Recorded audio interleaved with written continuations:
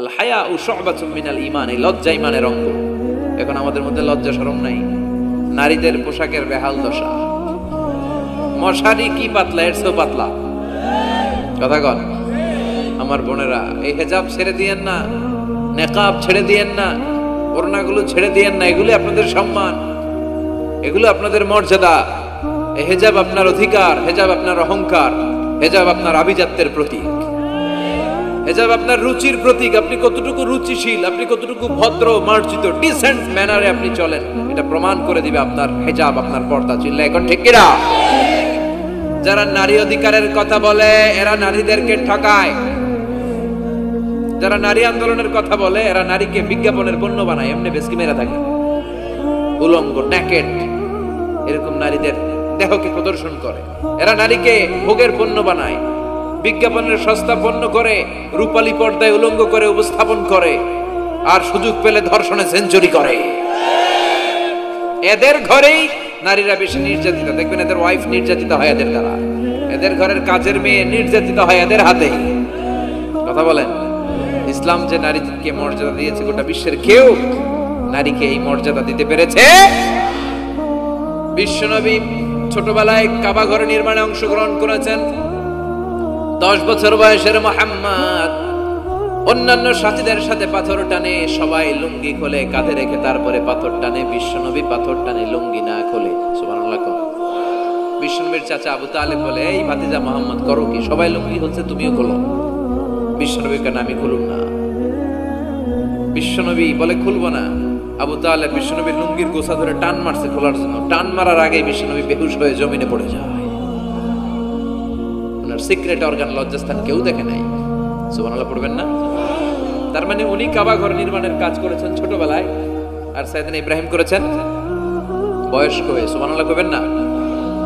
এরপরে আরেকটা মিল হলো, বাপ বেটা দুজনে হিজরত করেছেন। বিশ্বনবীও হিজরত করেছেন, সাইয়েদনা ইব্রাহিমও। বিশ্বনবী হিজরত করেছেন মক্কা থেকে মদিনায়। সাইয়েদনা ইব্রাহিমের জন্ম হয়েছে ইরাকের বাবেল নগরীতে।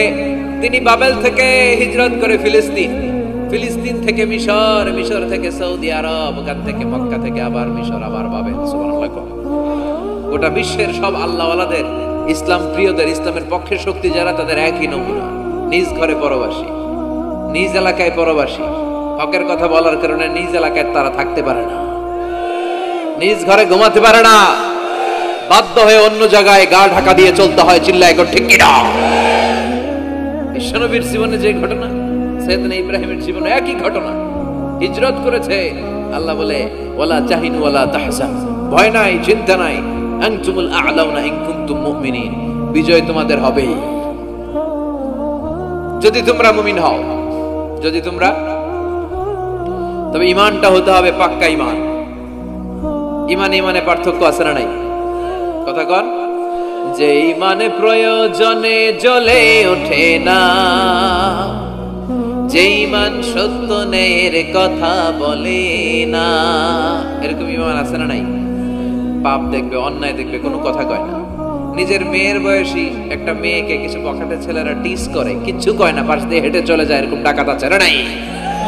যে ঈমানে প্রয়োজনে জ্বলে ওঠে না, যে ঈমান সত্য ন্যায়ের কথা বলে না, যে ঈমান বাস্তবে নাই, যে ঈমান অন্তরে নাই, মুখে শুধু ফাঁকা বলি, কি করে তারে বলো ঈমান বলি, কি করে তারে বলো ঈমান বলি, কি করে তারে বলো ঈমান বলি। আছে না নাই? যে ঈমান দিন কায়েমের আন্দোলনের ধার ধারে না, যে ঈমান লেবাসধারী কোরআন হাদিস তাও পড়ে না, যে ঈমান খাজার নামে মাজার গড়ে ফুলুস কামায়। এলাকায় তো নাই না? হ্যাঁ। যে ঈমান শিরকিয়াতের আমল করে ভীত না হয়, যে ঈমান ঈমানে ভুলে নাস্তিকতার মঞ্চে ওঠে, যে ঈমান বাতিল মতের দোসর হয়ে ফায়দা লুটে, যে ঈমান শুধুই কেবল খায় দায় আনন্দ করে, যে ঈমান দেখে না যে ফিলিস্তিনে ভাইরা মরে, যে ঈমান ময়দানে নাই, যে ঈমান বাস্তবে নাই, মুখে ফুটায় ফাঁকা বলি, কি করে তারে বলো ইমানে বলি, কি করে তারে বলো ইমানে বলি, কি করে তারে বলো ইমানে বলি। ঠিক কিনা? ইমান ইমানে পার্থক্য আছে। আপনারও ইমান, আর যারা এই ইমান রক্ষার জন্য জানবাজি রেখে ইসলামের কথা বলে তার ইমান ও ইমান পার্থক্য আছে না? সাইয়েদনা ইব্রাহিম হিজরত করেছেন, বিশ্বনবীও হিজরত করতে বাধ্য হয়েছেন, তার মানে হিজরতের দিক থেকে মিল আছে না নাই? এরপরে বিশ্বনবী মুসলিমের বর্ণনায় বলেন, ইন্নী হারামতুল মদিনা কামা হারামা ইব্রাহিম মক্কা, আমি হারাম করছি মদিনা, সাইয়েদনা ইব্রাহিম হারাম করছেন মক্কা। মক্কা মদিনা দুইটাই কিন্তু হারাম, জানেন? মক্কা মদিনার চারদিকে হুদুদুল হারাম আছে, হারামের বাউন্ডারি। এই জায়গায় মারামারি করা যায় না, কিলাকিলি ঘুষাঘুষি কিছু করা যাবে? হত্যাকারীও যদি এই হুদুদুল হারামের ভিতরে ঢুকে, সৌদি পুলিশ ওখানে ওরা অ্যাটাক করতে পারবে না। ওরা ছলে বলে কৌশলে হুদুদুল হারামের বাউন্ডারির বাইরে আনবে, এরপরে মাহির। কথা বোঝা নেই? এটার ভিতরে মারামারি নাই। তো এই হুদুদুল হারামের বাউন্ডারি বেঁধে দিয়েছেন মক্কায় সাইয়েদনা ইব্রাহিম, আর মদিনায় বেঁধেছেন বিশ্বনবী।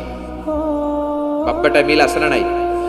এরপরে আমরা প্রত্যেক নামাজের শেষ বৈঠকে এমন একটা দুরূদ পড়ি, ওই দুরূদের মধ্যে বাপ বেটা দুইজনের দোয়া আছে না নাই?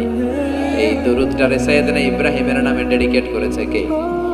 দুরূদটার নাম দুরূদে আমরা সবাই পড়ি, আল্লাহুম্মা সাল্লি আলা মুহাম্মাদ ওয়া আলা আলি মুহাম্মাদ কামা সাল্লাইতা আলা ইব্রাহিম ওয়া আলা আলি ইব্রাহিম ইন্নাকা হামিদুম মাজিদ। আমরা বলি, আল্লাহ সাইয়েদনা ইব্রাহিম আলাইহিস সালামের উপর, তার পরিবারের উপর যেমনি রহমত করেছেন, বিশ্ব নবীও তার পরিবারের উপর আপনি রহমত নাযিল করেন।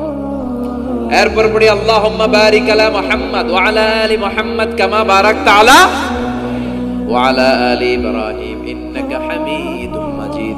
সাইয়েদনা ইব্রাহিম তার পরিবারের উপর যেমন বরকত আপনি নাযিল করেছেন, বিশ্ব নবীও তার পরিবারের উপর এরকম বরকত নাযিল করে দেন। কয়টা মিল পাইছেন বাপ বেটার মধ্যে?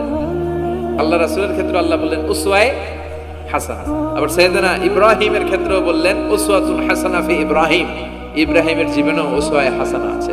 উসওয়ায়ে হাসানা মানে নিদর্শন বা মডেল, আমাদের অনুকরণীয় ব্যক্তিত্ব। আমাদের অনুকরণীয় ব্যক্তিত্ব হচ্ছে নবীরা, কবিরা না।